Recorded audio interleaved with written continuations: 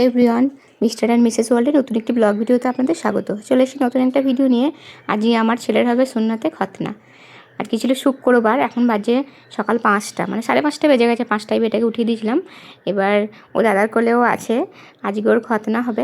অনেকেই বলছেন যে মানে আমার চেনা জানারা যে এত ছোটো বয়সে কেন দিয়ে দিলাম। আসলে একটু প্রবলেম তো হচ্ছিলো। আমার ছেলের প্রাইভেট পার্ট যেটা ছিল সেটা তো খুব একটা ফোটা ছিল না, সেই জন্যে আমাকে তাড়াতাড়ি দিয়ে দিতে হয়েছিল। ডাক্তারও আমাকে সেভাবেই সাজেস্ট করেছিলেন। ডাক্তারে বারবার আমাকে ডাক্তার দেখাতে হয়েছিল, এই জন্য 2-3 বার। আর আমাদের ইসলামে যেহেতু এটা দিতেই হয়, মুসলমানি করাতেই হয়, তাই আমি তাড়াতাড়ি করে দিয়েছি। এদিকে দেখুন আমাদের পুকুর মারছে বলে এদিকে পুকুরে সবাই লাস্টে যে সবাই পাকে মাছ ধরে সেটা সবাই ধরছে। আর এটা ছিল তার পরের দিনের ভিডিও।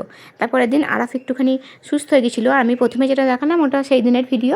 এবার তারপরের দিনে আমি এই পুকুর মারার ভিডিওটা একটু শেয়ার করলাম। আর যেহেতু আমার এটা একটা বড় দায়িত্ব ছিল, সুন্নতে খতনা যেটা, মানে এটা তো আমাদের ইসলামে করাতেই হয়। কেউ যদি মানে বৃদ্ধ বয়সে গিয়ে মানে মুসলিম ধর্ম গ্রহণ করে তাহলেও তাকে সুন্নতে খতনা করাতে হয়, এরকমই নাকি শুনেছি আমি। এবার সেই জন্য আমার ছেলের যেহেতু অসুবিধা হচ্ছিলো আর যেহেতু করাতেই হবে, একটা দায়িত্বও ছিল, একটা চাপও ছিল, সেই জন্য আমরা তাড়াতাড়ি করে দিয়েছি। আর এটা যখন খুব হালকা শীত হালকা গরম থাকে সে ওয়েদারে করানোটাই বেশি ভালো। শীতকালে খুব শীতেও করানো যায় না, আবার খুব গরমেও করানো যায় না, ঘা শুকাতে চায় না। এখানে বাচ্চাগুলো মাছ ধরছে পাকে, দেখে ভালো লাগছে। একজন মহিলা উনি নেমে পড়েছেন।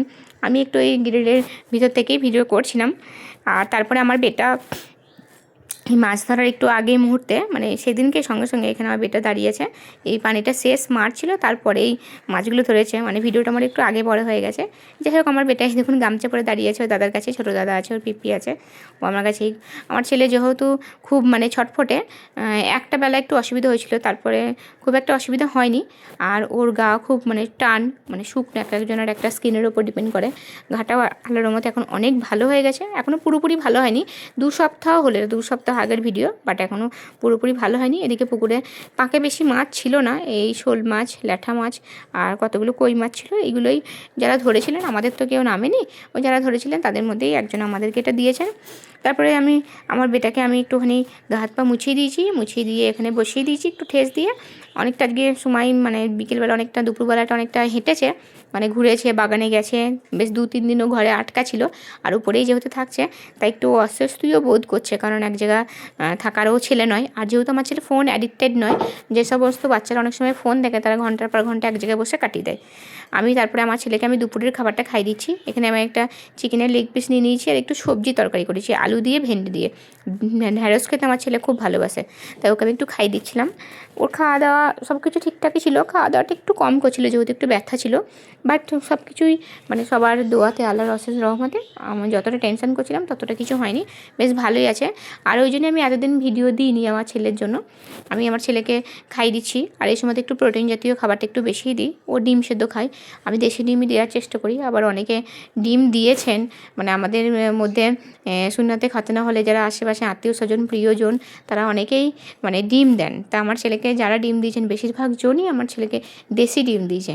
মানে ওর একজন বন্ধু ছিলেন, ওর বন্ধু দেখতে ছিলেন, তখন দেশি ডিম দিয়েছেন। আমাদের দোকানে 2জন চাচা থাকেন, 2জন চাচাই দেশি ডিম দিয়েছেন। আর আমার একজন যা আছেন, আমার ছেলেকে খুব ভালোবাসেন উনিও দেশি ডিম, মোসাম্বি, লেবু অনেক কিছু দিয়েছেন। আমার জন্য ঈদে অনেক অনেক কিছুই কিনে এনে দিয়েছেন। যাই হোক, সবাইকে আমি অনেক অনেক থ্যাংক ইউ জানাবো। আমার মা এসেছিলেন, মা মুরগি নিয়ে এসেছিলেন, ডিম নিয়ে এসেছিলেন, মাছ নিয়ে এসেছিলেন। তারপরে আমার ছেলেকে আমি একটু ব্রাশটা করিয়ে দিচ্ছি, খাবার পরেও ব্রাশ করবে। মানে সব কিছুই ঠিকঠাক ছিল, খানিক উঠতে পারছিল না। আর 3 দিন ওকে আমি স্নান করাইনি, 3 দিন পর স্নান করিয়েছিলাম, তখন মোটামুটি ঠিকঠাক ছিল। এখন আরাফের আর কোনো সমস্যা নেই, হালকা একটু ঘা আছে, বাট ঘাট থেকে নামা ওটা সব কিছুই করছে। আর আমার মনে হয় নেক্সট ব্লগ থেকে আপনারা, আমি যদি ব্লগ মানে ডেলি বেসিসে দেওয়ার চেষ্টা করবো, আর আরাফকে আপনারা সুস্থ স্বাভাবিকভাবেই দেখতে পাবেন ইনশাল্লাহ। আর এখন খাওয়া দাওয়াটা করছে মোটামুটি। ডিমটা আমার ছেলে খেতে খুব ভালোবাসে, কিন্তু প্রথম দিন ডিমটা একদমই খায়নি। প্রথমে যখন খতনাটা মানে দেওয়ার কথা হচ্ছিলো, আমার কিন্তু খুব টেনশন হচ্ছিলো, আমি খুব চাপের মধ্যে ছিলাম। মনে হয় যেন এটা প্রত্যেকটা মায়েরই হয়, খুব ভেতরে ভেতরে কষ্ট পাচ্ছিলাম। মানে প্রথমে যখন আমি দিচ্ছি, মানে আব্বুকে দিচ্ছি কোলে, তখন আমারই একটা টেনশন কাজ করছিলো যে আমি আব্বুকে বারবার বলছি যে আমি আপনার হাতে দিচ্ছি। আব্বু আমাকে বলছেন ভয় করো না, ভয় করো না, কিছু হবে না। কিন্তু যদি ব্লিডিং না বন্ধ হয়, এরকম অনেক সময় অনেক সমস্যা হয়। এবার আমাদের যে, আমরা কিন্তু কোনো ডাক্তারকে দিইনি, লোকাল যিনি আমাদের দেন, যাকে বাংলা ভাষায় আমরা বলি হাজাম, সেই হাজাম দিয়েই আমরা দিয়েছি। এখানে আমাদের ছাদে স্ট্রবেরি হয়ে গেছে, বেটা বিকেলে একটুখানি ছাদে এসে ওর আব্বুর সাথে, আর এই হাঁটছে এখন, একটুখানি দেখুন খুঁড়িয়ে হাঁটছে, একটু যেহেতু ব্যথা আছে, বাট এখন দৌড়ানো, খাটে ওঠা, ছুটে বেরোনো, সিঁড়ি দিয়ে ওঠা, চেয়ারে বসে ইফতার করা। আপনাদেরকে দেখাবো, আমি চেয়ারে একটা বালিশ দিয়ে দিই, আরাফ একটুখানি ইফতার করে। আমাদের নর্মাল চেয়ারে বসতে পারে, বাট আরাফের চেয়ারটা সামনে একটু উঁচু থাকে। হ্যাঁ, এখন আমার ছেলে আমার কাছে যাচ্ছে ভয়েস দিচ্ছি বলে। বেটা তুমি এখন কেমন আছো? ভালো আছো? আরাফের ভয়েসটা আপনারা শুনছেন। বেটা এটা তোমার কি হয়েছিল কেছো না? শুননাতে কথা না। বাহ, এখানে স্ট্রবেরিগুলো তুলে একটুখানি নিয়ে এসেছিলাম, মানে ঘুম থেকে উঠতে চাইছিল না, বাট যখনই ছাদে নিয়ে আসলাম তখন খুব খুশি, ছাদে আসবে মানে ভীষণ খুশি। আর এই কদিন আমরা ইফতারটা আমরা ওপরেই করছিলাম, এখানে ইফতার নিয়ে নিয়েছি। এখানে আমি এটা লাবাং বানিয়েছিলাম সেদিনকে, পুদিনার পাতা দিয়ে, দই দিয়ে, সে লাবাং ছিল, আর এখানে ফল ছিল, আর বেটা উপরে এখানে শুয়েছিল, আর নিচে জানি তখন। এটা আমি বারবার আপনাদের বলছি, এটা 3-4 দিনের ভিডিও, আমি 5 দিন মতো উপরে ইফতার করেছি। তারপরে এখন আমার ছেলে নিচে দিয়ে ইফতার করে। ইফতার হয়ে গেছে, এবার একটু রেস্ট করছিলাম, সেই সময় আমার একটা পার্সেল চলে এসেছিলো। আজকে সারাদিন আমি সময়ই পাইনি আমার ছেলেকে নিয়ে, আমার অনেক রমজান মাসে একটু কাজ থাকে, নামাজ থাকে, অনেক কিছু থাকে, তাই পার্সেলটা এখন একটু আনবক্স করি। এটা থ্রেড শপ থেকে আমি নিয়েছি। আপনারা যারা ভিডিও দেখছেন বা দেখেন তারা জানেন আমি এখন ক্রসেটের কাজ করছি। এটা আমি আগেও জানতাম, কিন্তু এখন আমি নতুন করে ট্রেনিং নিয়ে এটা শিখেছি। আপনাদের যদি কারো কিছু প্রয়োজন হয়, মানে কোনো ব্যাগ ট্যাগ কোনো কিছু যদি বানাতে চান, তাহলে আপনারা আমাকে দিতে পারেন, অর্ডার দিতে পারেন। আমি আমার রিলস বা ভিডিওতেও আমি টুকিটাকি যেগুলো বানাচ্ছি সেগুলো আমি শেয়ার করার চেষ্টা করছি। এখন একটুখানি বিরত আছি বানানো থেকে, অল্প অল্প বানাচ্ছি, বাট আপনারা ভরসা করে আমাকে দিতে পারেন, আমি এগুলো বানিয়ে দিতে পারবো। কোনো ছবি বা কোনো ভিডিও যদি আমাকে শেয়ার করেন যেরকম বানিয়ে দিতে, সেটাও বানিয়ে দিতে পারবো। এখানে আমি উল নিয়ে নিয়েছি কিছু, আর আমি ব্যাগ তৈরির কিছু মেটেরিয়ালস নিয়েছি।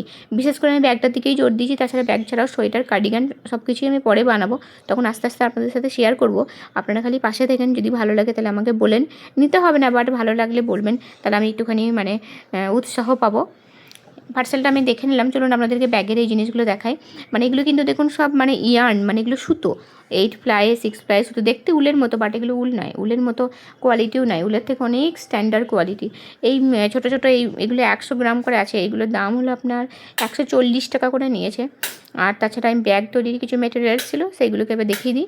ব্যাগ তৈরির তো অনেক মেটেরিয়ালস থাকে, ডি লক থাকে, আবার লবস্টার থাকে, সবগুলোই থাকে, ম্যাগনেট লক থাকে, সেগুলো নিয়েছি। থ্রেড শপ থেকে আমি নেওয়ার চেষ্টা করছি। যারা ব্যাগ বানান, যদি আমার ভিডিওটা দেখেন, তাহলে ব্যাগ বানানোর মেটেরিয়ালস কোথায় থেকে ভালো পাওয়া যায় সেটা আমাকে যদি কমেন্ট বক্সে জানান, তাহলে আমারও খুব উপকার হয়।